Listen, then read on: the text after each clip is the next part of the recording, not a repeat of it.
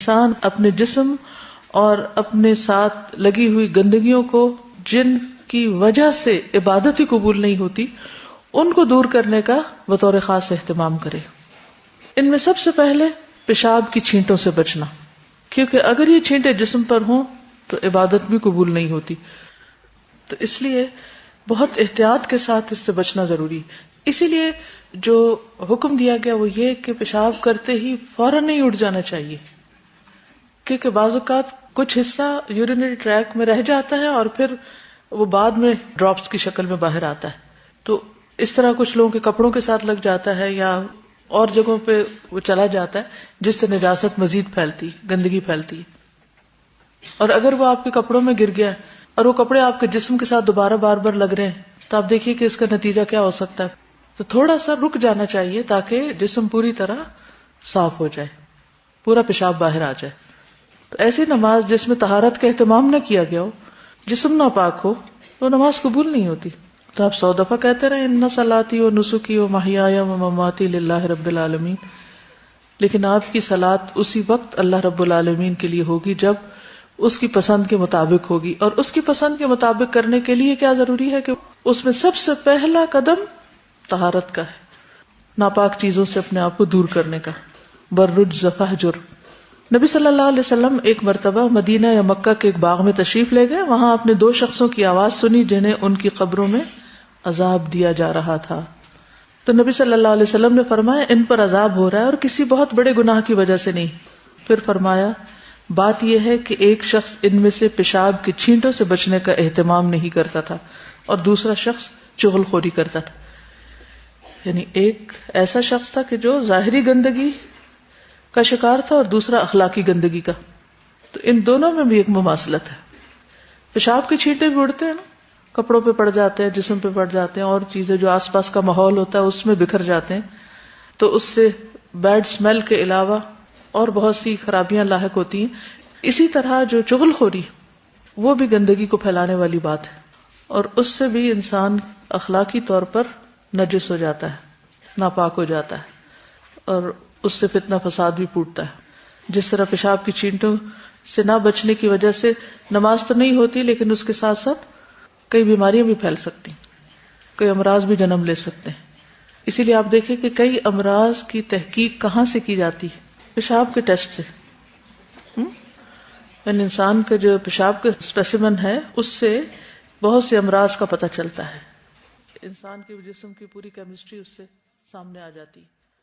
اس لیے بہت ضروری ہے کہ انسان اپنے آپ کو اپنی ہی نجاست یا اپنی ہی اخلاقی برائیوں کے شر سے محفوظ رکھے، ٹھیک ہے۔ پھر پانی سے طہارت حاصل کرنا۔ یہ جو آیت ہے ان اللہ یحب التوابین و یحب المتطہرین، کہتے ہیں کہ یہ آیت اہل قباء کے بارے میں نازل ہوئی تھی کیونکہ وہ لوگ پانی سے استنجا کرتے تھے۔ عام طور پر کیا رواج تھا؟ مٹی سے طہارت حاصل کرنے کا، اس سے بھی ہو جاتی، لیکن پانی سے جو تسلی ہوتی ہے وہ کسی اور چیز سے نہیں ہوتی۔ بعض لوگ مٹی کے بجائے ٹیشو پیپر استعمال کرتے ہیں اور اسی کو ہی طہارت کا ذریعہ سمجھ لیتے ہیں۔ ٹیشو پیپر سے پیشاب کے چھینٹے خشک تو کیے جا سکتے ہیں مگر صاف نہیں کیے جا سکتے۔ یعنی اگر جسم کے کسی حصے پر پیشاب لگ گیا ہے اور آپ اس کو صرف ٹیشو سے جذب کر لیتے ہیں، خشک کر لیتے ہیں، تو کیا آپ کے خیال میں پاک ہو گئے؟ جب تک اس کو دھویا نہ جائے۔ مٹی کے اندر یہ خصوصیت ضرور ہے کہ وہ وہاں کی لگی ہوئی نجاست کو اگر پوری طرح اتارتی نہیں، لیکن اس کی ترکیب کو بدل دیتی ہے، اس لیے پانی سے دھونا لازم ہے، پسندیدہ ہے۔ پھر ناپاک جگہ کو پانی سے دھونا۔ ایک دیہاتی نے مسجد میں پیشاب کر دیا، صحابہ کرام اس کی طرف دوڑے تو آپ نے فرمایا اس کے پیشاب کو مت روکو۔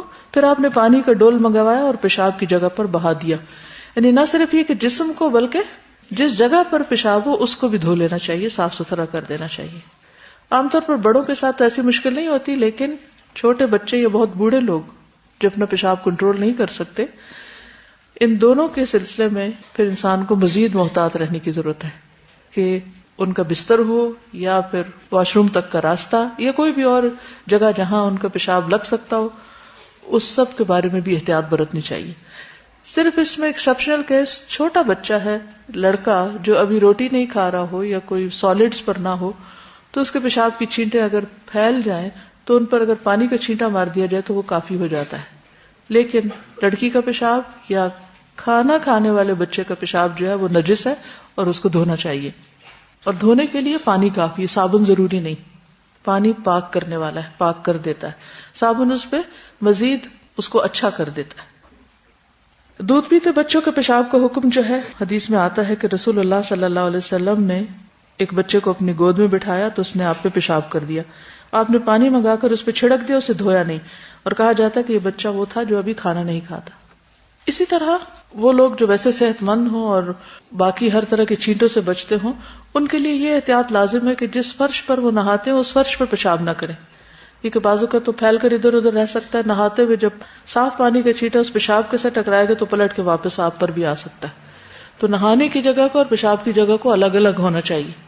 قرآن مجید میں اللہ سبحانہ وتعالیٰ فرماتے ہیں ان اللہ یحب التوابین ویحب المتطہرین، بے شک اللہ محبت کرتا ہے کثرت سے توبہ کرنے والوں سے، کیونکہ کثرت سے توبہ گناہوں کو دھو ڈالتی ہے، اور اسی طرح پاکیزگی حاصل کرنے والوں سے.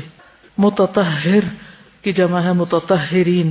متطہر یعنی جو کوشش کے ساتھ پاکیزگی اختیار کرے. اس لیے بہت ضروری ہے کہ ہم اپنی روزمرہ زندگی میں نہ صرف یہ کہ اپنے جسم بلکہ اپنے ماحول کو بھی صاف ستھرا رکھیں.